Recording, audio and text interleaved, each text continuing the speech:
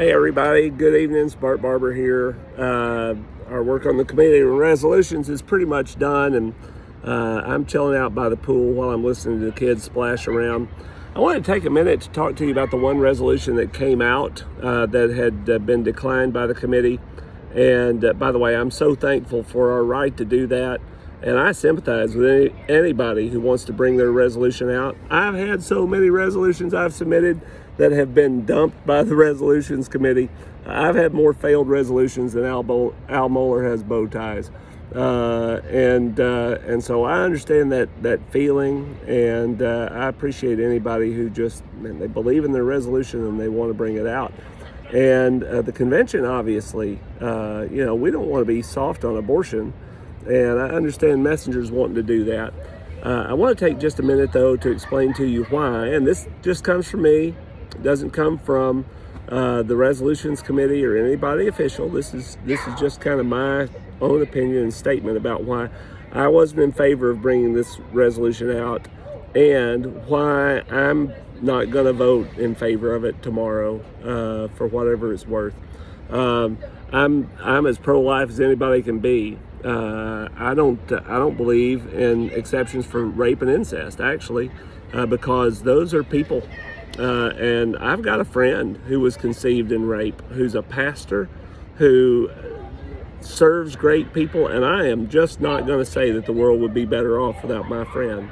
But I do believe that if a mother's life is in danger, if you're in a situation where you're talking about one life versus another life, that in that situation, and as Baptists have always said this, Southern Baptists and all of our pro-life resolutions, we've said this, that there's an exception for the life of a mother. But this resolution that we declined, that you really didn't get an opportunity to read, let me tell you what it says. It says in the first resolve that the messengers of the SBC meeting do state unequivocally that abortion is murder, and we reject any position that allows for any exceptions to the legal protection of our preborn neighbors.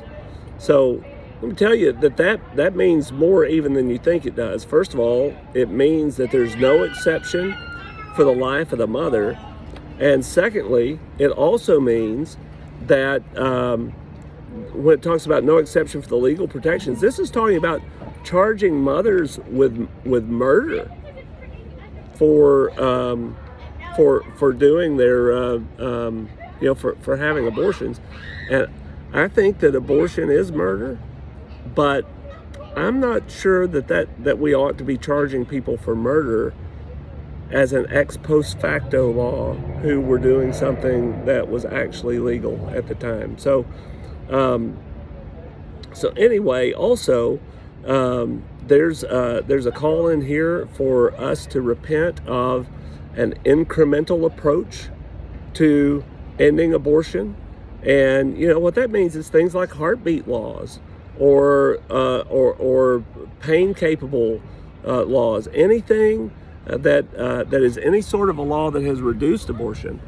I'm in favor of abolishing abortion. I want Roe v. Wade to be overturned, and I want our states to pass laws that will take us back to the time before Roe v. Wade, when abortion was criminal. I'm in favor of the abolition of abortion, but that doesn't mean that I'm against the things that we can do between now and then to try to reduce the number of abortions, and they're having an impact. There are states where there are 1 or 0 abortion clinics left performing abortions in those states.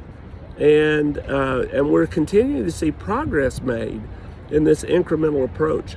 We don't have to choose between abolishing abortion and doing what we can now. We don't have to choose between those things. And this resolution says that we do have to choose between those things. And it calls on us to abandon all of this work that our legislators are doing to try to end abortion in favor of a high stakes loser loses all kind of approach that I just don't think is providential or wise, nor do I think that it's scripturally necessary. Good people can disagree on these things, And I believe that that God will lead you to make the right choice tomorrow. And if that's different from what I believe, we'll still be brothers, we'll still be friends. But I just want to make sure that you understand fully what this proposal is that is going to be brought before you tomorrow.